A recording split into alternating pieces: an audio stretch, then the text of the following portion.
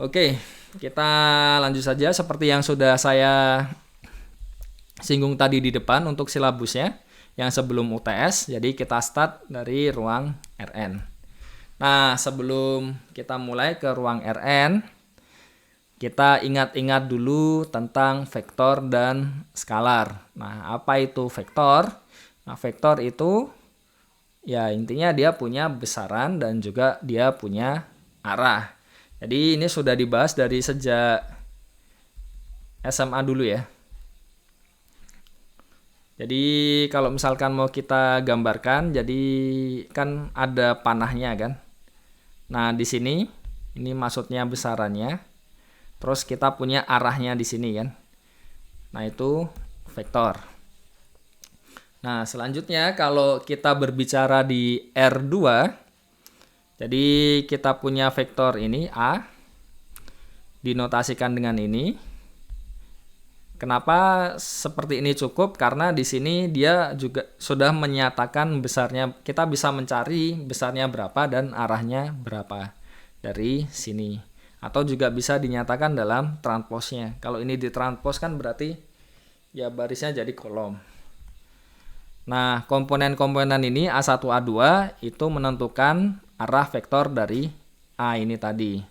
Dan panjangnya itu dinotasikan dengan ini. Dan dapat dicari dengan Pitagoras ya. Jadi A1 itu kan yang mendatar dan A2-nya yang vertikal. Jadi kalau misalkan kita cari sisi miringnya berarti jadi akar A1 kuadrat ditambah A2 kuadrat. Oke, secara analog kalau misalkan kita generalkan ditambah satu lagi di R3, kalau di R2 itu kan kita jadi bidang. Kalau di R3 itu jadi ruang. Jadi kita punya X, kita punya Y, dan kita punya Z. Kalau di R2 kan hanya ada X dan Y. Jadi kita juga bisa menambahkan satu komponen lagi di sini. Jadi di R3.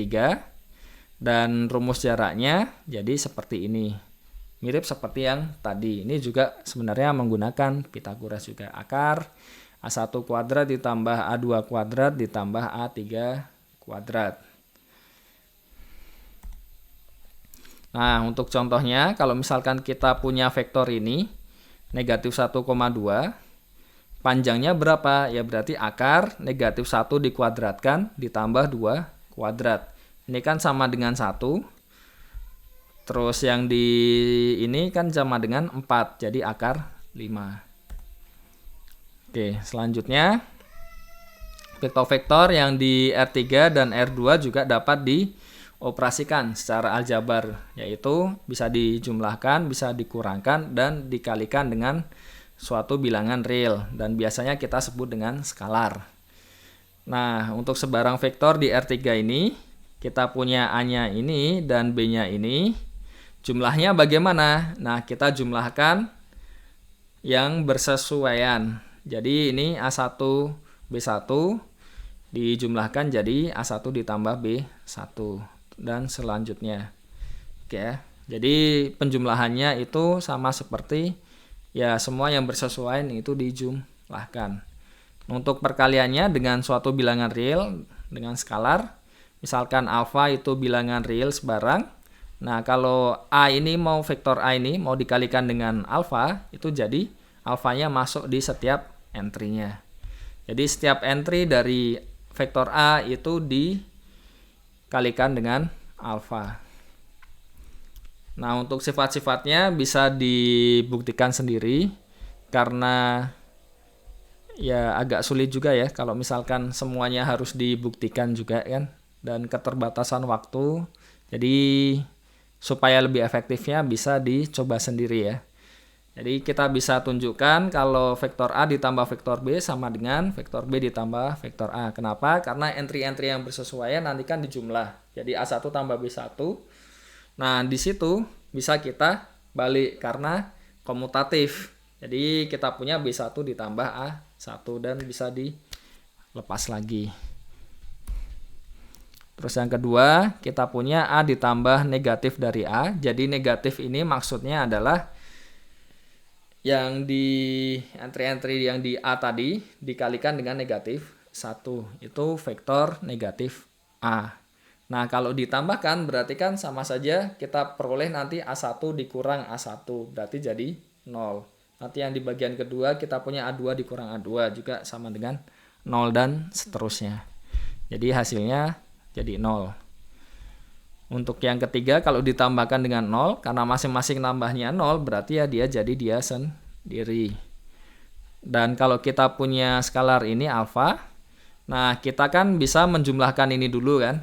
Dan kita punya sifat distributif di bilangan real. Jadi alfanya nanti bisa masuk ke satu-satu. Oleh karena itu kita peroleh dia akan sama dengan di sini alfa dikali A ditambah alfa dikali B. Dan yang terakhir kalau kita punya ini alfa ditambah beta, sama ya alasannya karena di bilangan real ada sifat distributif. Jadi masing-masingnya ini nanti alfa plus betanya dikalikan. Nah masing-masingnya kan bisa masuk dan ya bisa dipisah lagi. Jadi seperti ini. Oke, itu sifat-sifatnya. Dan selanjutnya kita akan membahas tentang norma dan jarak. Jadi jarak di sini ya mirip seperti kalau misalkan kita mau pergi dari kosan atau dari rumah ke kampus, itu kan ada jaraknya. Nah, tetapi kalau di konsep vektor yang dimaksud jarak di situ adalah jarak yang terdekat. Jadi ditarik garis lurus. Kalau misalkan kita mau pergi ke kampus kan tidak mungkin ya ditarik garis lurus, nanti kan nabrak-nabrak ya. Tapi kalau di konsep ruang vektor itu bisa kita tarik lurus. Jadi itu jarak yang dimaksud di sini. Nah, pertama-tama kita bahas dulu tentang panjang suatu vektor yang biasanya juga dikenal dengan norma dari vektor. Oke ya. Nah, dari norma ini dapat diturunkan istilah definisi atau definisi jarak dan sudut. Jadi jarak dari dua vektor, kalau kita misalkan di R3 contoh di sini, kita punya vektor A seperti ini, B-nya seperti ini. Jaraknya bagaimana? Nah, kita ambil norm dari yang A dikurang B. Itu definisi dari jarak vektor A dan B. Oke ya. Jadi kita peroleh dengan definisi normnya tadi. Jadi ya akar A1 dikurang B1 dikuadratkan ditambah A2 dikurang B2 dikuadratkan ditambah A3 dikurang B3 dikuadratkan.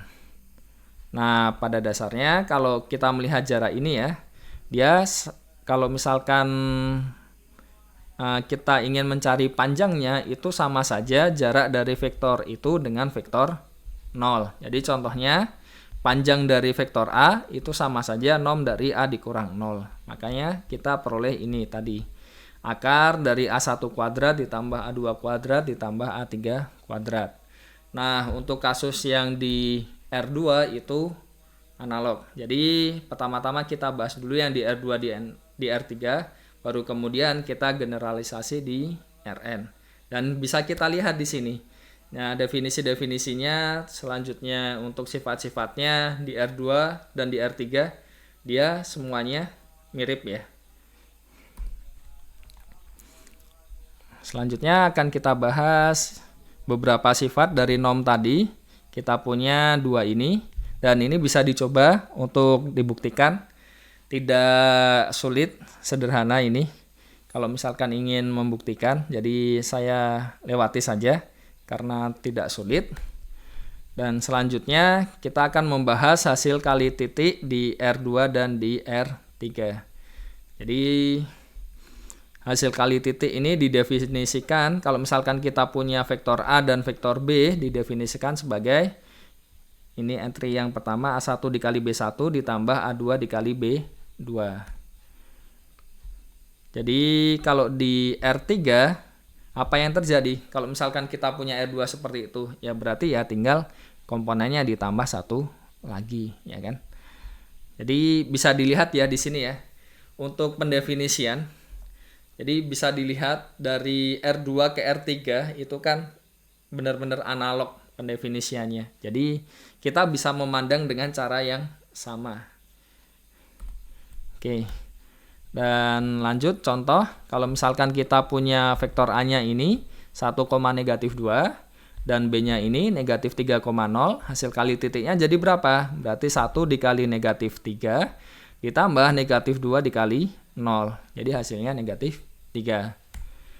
Contoh lain, ketika kita punya di R3, ini vektor A-nya negatif 2,7, negatif 3, terus yang B-nya ini 3,1,4, hasil kali titiknya jadi berapa? Berarti kan di sini negatif 2 dikali 3 ditambah 7 dikali 1 ditambah negatif 3 dikali 4. Berarti kan di sini negatif 6 tambah 7 itu sama dengan 1 ditambah negatif 12 berarti sama dengan 11. Jadi sederhana sekali dan sebenarnya juga sudah didapatkan juga ya ketika sekolah dulu, SMA dulu kan. Jadi ya di sini saya hanya ingin recall saja apa yang sudah dipelajari ketika di sekolah dulu.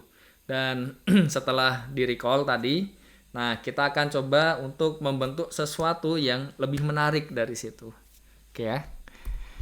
Nah untuk sifat-sifatnya, untuk hasil kali titik tadi atau dot product ya kalau dalam bahasa Inggris. Kalau misalkan kita punya vektor baik di R2 atau di R3, kita punya sifat-sifat ini. Jadi kalau kita didotkan A dan B, ini akan sama dengan B dot A. Ini sederhana juga untuk melihatnya. Kenapa? Karena ketika kita mengalihkan itu kan per entry tadi kan, terus ditambah, dan kali dan tambah itu kan semuanya komutatif. Jadi ya kita bisa atur lah supaya bisa seperti ini. Dan yang kedua, nah A dot A, jadi bisa dilihat ya ketika kita dikalikan ini A titik A, berarti kan di sini kan jadi A1 kuadrat ditambah A2 kuadrat. Ya pasti karena kuadrat itu tak negatif, ya kan? Jadi kuadrat itu tak negatif dijumlahkan dengan yang tak negatif lagi kan. Jadi tak negatif tambah tak negatif, pasti hasilnya tak negatif. Dan kita punya, kalau kita punya kuadratnya sama dengan 0, ya kan? Jadi kita punya kuadrat sesuatu tambah kuadrat sesuatu tambah kuadrat sesuatu untuk yang di R3 contohnya. Kalau di R2 ya berarti kuadrat sesuatu tambah kuadrat sesuatu.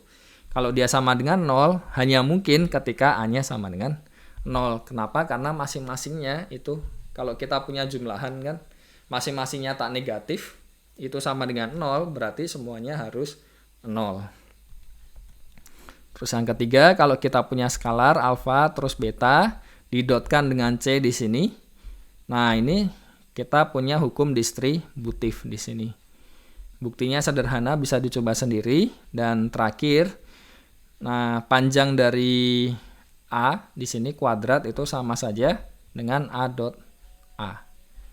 Oke ya, kenapa? Ya dari definisinya kan jelas. Oke, selanjutnya kita akan membahas sudut antara dua vektor.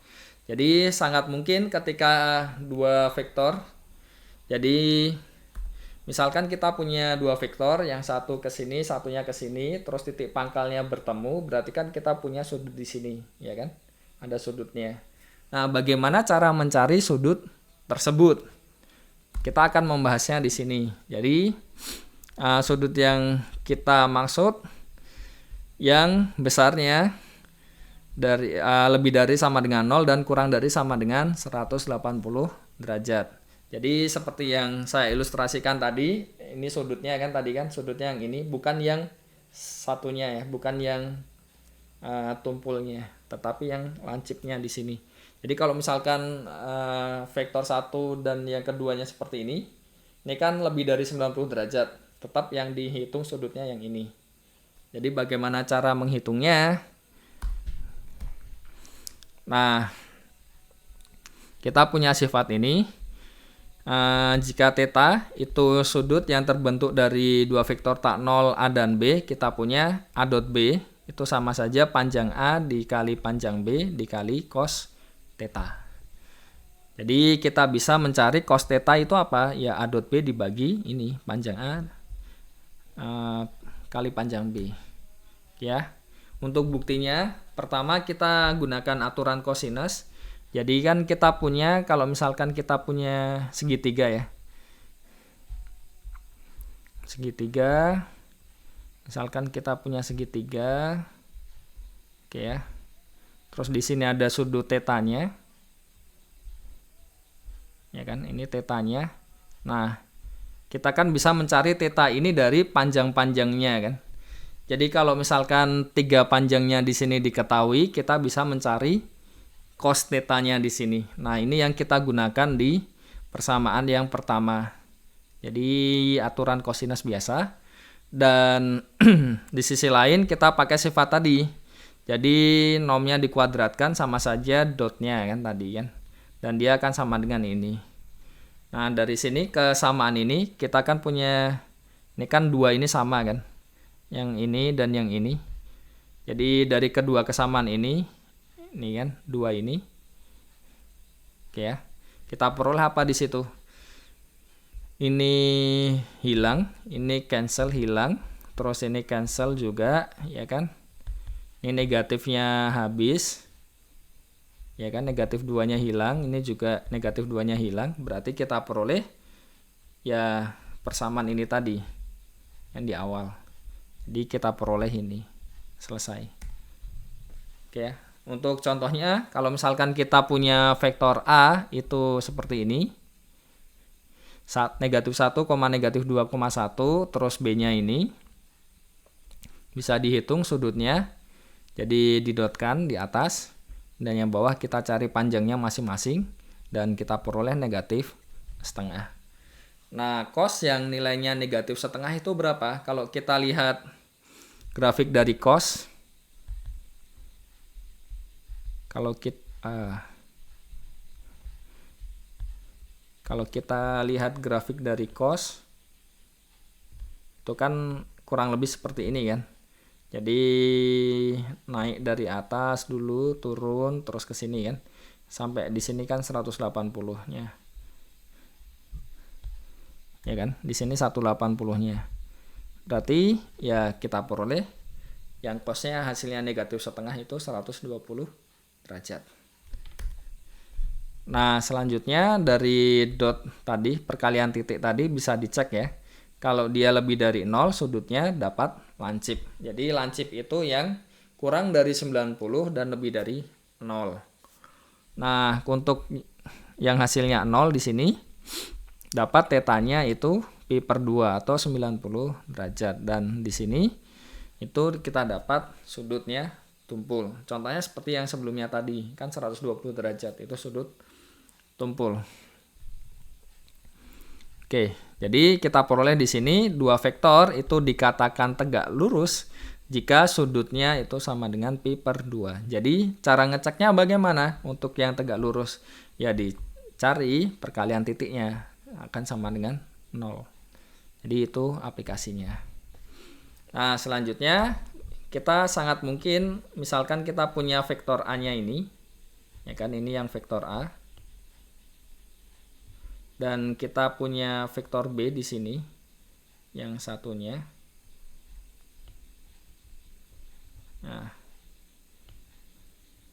Nah, di sini kita ingin membuat proyeksi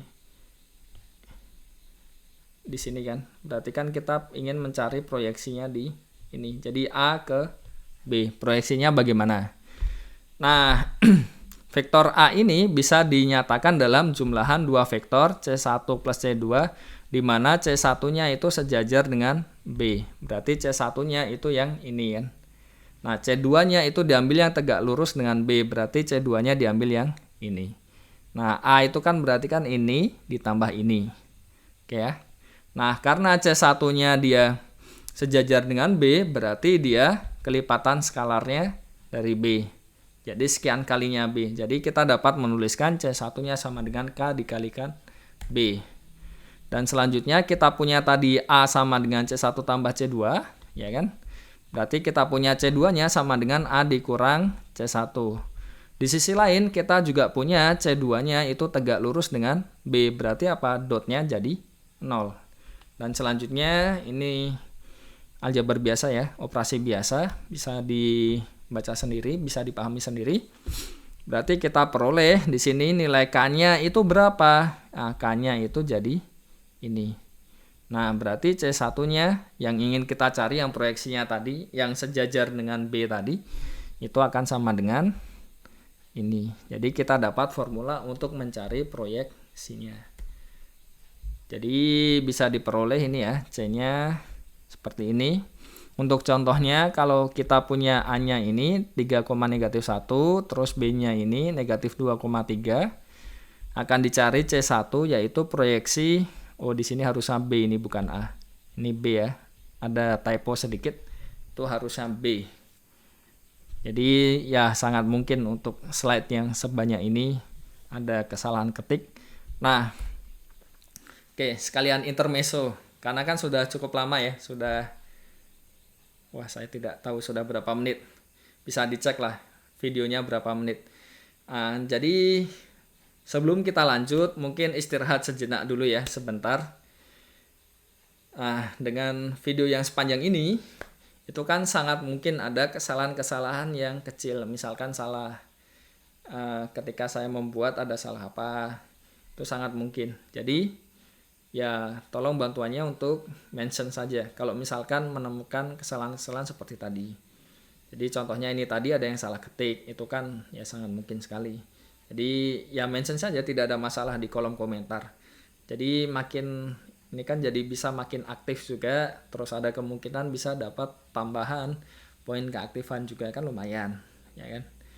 Jadi ya untuk yang seperti ini sangat sulit lah untuk dihindari kalau 100% zero mistake. Oke ya, jadi kita lanjut lagi. Kita masukkan ke formulanya, ya kan? Di sini kita dapat didotkan, berarti ini 3 dikali negatif 2. Didotkan kan ya? Oke ya, kita negatif 1 dikali 3.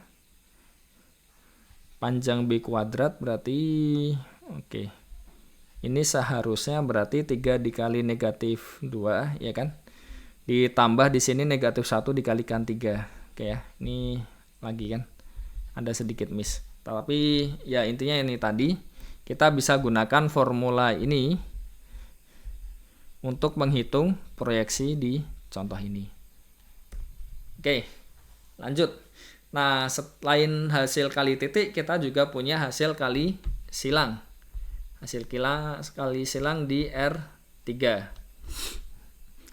Jadi kita tidak punya hasil kali silang di R2, hanya di R3. Nah, hasil kali silang di sini apa? Jadi didefinisikan hasilnya seperti ini, hasil kalinya ya. Jadi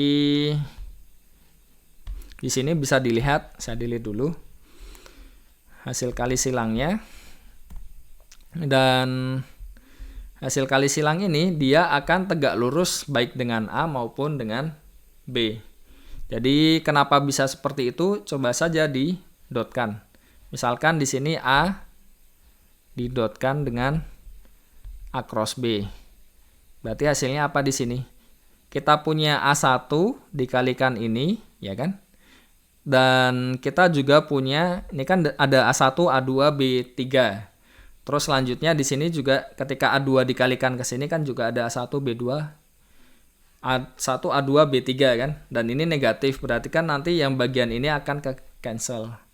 Dan yang ini tadi A1, B2, A3, mana lagi? Di sini ya berarti ya. Kan A1, B2, A3, nanti di sini juga A1, B2, A3 kan. Ini akan ke cancel. Dan yang bagian ini juga akan ke cancel. Jadi A ketika didotkan dengan A cross B ini ya, nanti hasilnya jadi 0. Begitu juga ketika kita mengalihkan dengan kali titik tadi, B ke sini juga akan 0. Jadi vektor A cross B ini akan tegak lurus baik dengan A maupun dengan B. Oke ya. Dan kita punya vektor satuan ini IJK, ini standar. Jadi kalau ini tadi agak rumit untuk menghafalkannya, kita bisa menghafalkannya dengan ini. Determinan dari ini ya. Jadi mudah sekali kita gunakan IJK, terus selanjutnya ini yang dari A, ini yang dari B. Jadi kita peroleh dia akan sama dengan formula ini. Oke, contohnya kalau misalkan kita punya vektor A-nya ini 2,0,1 di transpos, B-nya ini negatif 3, 4,1 transpos, kita peroleh cross produknya jadi determinan ini kan berarti berapa? Ini kan kita gunakan baris ini ya. Gunakan baris ini yang paling mudah kan. Berarti kan jadi I dikali 0 kali 1 0, terus dikurang 4 kali 1, berarti kan jadi negatif 4I. Terus selanjutnya negatif J nanti dikalikan dengan 2 kali 1 2, ditambah dengan 3 kan di sini kan. Berarti 5 ya. Berarti dikurangi dengan 5J. Selanjutnya untuk yang K berarti di sini 2 kali 4 8 dikurang 0. Berarti hasilnya 8K. Jadi kita peroleh cross produknya seperti ini. Dan bisa kita cek ketika dia didotkan dengan A, hasilnya berapa? Kita punya ini didotkan dengan ini ya. Berarti kan 2 dikali negatif 4 itu negatif 8. Terus 0 dikali negatif 5 0. Dan 1 dikali 8 8. Ketika dijumlah jadi 0. Nah, untuk yang didotkan dengan B juga sama. Di sini kita punya negatif 3 kali negatif 4 berarti jadi negatif 12. Oke, 4 dikali negatif 5 kan berarti negatif 20. Dan kita punya 1 dikali 8 itu 8. Setelah dijumlahkan juga jadi 0. Jadi bisa kita lihat A cross B di sini tegak lurus dengan A dan B, vektor A dan vektor B. Oke, untuk sifat-sifatnya bisa dibuktikan sendiri ya. Tidak akan saya buktikan di sini karena terlalu panjang. Dan ini crossnya, kalau di-crosskan dengan 0 dia akan jadi 0. Terus kalau ini tidak komutatif ya, berarti. Dan seterusnya. Jadi ini sifat-sifatnya bisa dibuktikan sendiri. Dan ini sangat menarik, kenapa? Karena kita punya distributif ya di sini ya. Baik distributif kanan dan juga distributif kiri. Oke. Selanjutnya kita punya identitas ini. Bisa coba dibuktikan sendiri. Hanya perhitungan biasa, tidak rumit. Dan akibatnya kita punya ini. Nah, ini maknanya apa? Kalau secara geometri berarti hasil kali silang dari dua vektor ini akan sama dengan di sini kan. Nah, sama seperti yang luas jajar ginjang yang terbentuk dari dua vektor tersebut. Jadi kalau misalkan kita punya A-nya ke sini, terus B-nya ke sini, ya kan? Jajar ginjangnya kan berarti jadi ini. Oke ya. Jadi kita punya A-nya agak sulit untuk menggambar. Oke. Nah, ini terakhir. Jadi kita sudah membahas tadi dari R2 ke R3. Dan bisa kita lihat sebenarnya cara untuk melakukan penjumlahan, perkalian, terus perkalian titik, mencari proyeksi, itu kan semuanya sama. Kecuali yang ya cross product tadi ya, kali silang. Karena kali silang di R2 tidak ada. Nah, bagaimana kalau misalkan kita gerakkan? Jadi bisa dilihat di sini ya. Dari R2 bisa diperluas ke R3. Mungkin tidak dari R3 jadi ke R4. Ya, sangat mungkin dengan cara yang sama. Jadi bisa kita perumum di situ. Dan lanjut terus R4 diperumum ke R5 mungkin. Dan secara umum kita bisa memperumum ke Rn. Jadi kita definisikan Rn isinya vektor-vektor ini. Jadi bisa dilihat di sini masing-masingnya itu bilangan real. Dan vektornya yang di Rn itu bentuknya seperti ini. Mirip sekali kan seperti yang di kasus di R2, R3 tadi. Hanya jumlahnya jadi N. Dan panjangnya berarti kan ya kita lanjutkan saja akarnya kan. Jadi akar A1 kuadrat tambah A2 kuadrat tambah seterusnya sampai AN kuadrat. Ini seperti kasus tadi yang dari R2 ke R3. Kita tambahkan satu komponen. Jadi kalau misalkan ada n komponen ya, jadi seperti ini. Penjumlahannya juga seperti tadi kan, yang bersesuaian dijumlahkan. Ya kan, bisa dilihat. Jadi sebenarnya idenya ya seperti yang tadi dari R2 ke R3. Cuma bedanya di sini kita berbicara secara umum. Perkalian skalarnya juga sama. Jadi semuanya mirip sekali ya caranya. Bahkan sifat-sifatnya di sini pun kalau mau dirunut semuanya sama. Jadi ini sama persis seperti yang di R3 tadi. Dan ya jelas karena yang di R3 itu kan sebenarnya kasus khusus kan dari ini. Ya enggak? Jadi ketika n-nya sama dengan 3 kan jadi R3, n-nya sama dengan 2 jadi R2. Jadi ya otomatis yang umum itu kan ya sifat-sifatnya nanti akan bersesuaian juga. Hasil kali titiknya didefinisikan seperti ini. Sama ya, analog seperti yang tadi. Terus contohnya kalau kita punya di R5, jadi kita punya ada 5 di sini. 1, -2, 0,0,1 transpos. Terus vektor B itu -2, -3, 2, 0,1 transpos. Kita peroleh hasil kali titiknya jadi berapa? Ini 1 dikalikan -2, terus ditambah -2 kali -3, terus ditambah 0 kali 2, tambah 0 kali 0, tambah 1 kali 1. Jadi hasilnya ini. Oke ya, lanjut. Untuk sifat-sifat dari perkalian titiknya juga sama persis. Dan cara mencari sudutnya juga sama. Oke, jadi ya pesan yang ingin disampaikan di sini itu sebenarnya kita melihat fenomena yang ada dulu. Jadi kita melihat fenomena yang ada dari R2, terus kita coba tambahkan satu komponen jadi di R3. Ternyata kita bisa melakukan hal-hal yang sama di situ, penjumlahannya ternyata masih bisa, pengurangan perkalian skalar masih bisa, terus ada sifat-sifat lain bisa, terus selanjutnya kita generalisasi ke Rn. Jadi ya kita bergerak dari fenomena yang ada. Oke. Sudah cukup lama ya videonya. Semoga masih betah sampai paling akhir ini karena ini terakhir. Terus kita lanjut lagi besok kan, masih ada lagi satu pertemuan. Dan kita coba selesaikan untuk yang materi Rn. Sebelum saya akhiri, saya ingin mengingatkan lagi untuk ini tadi ya.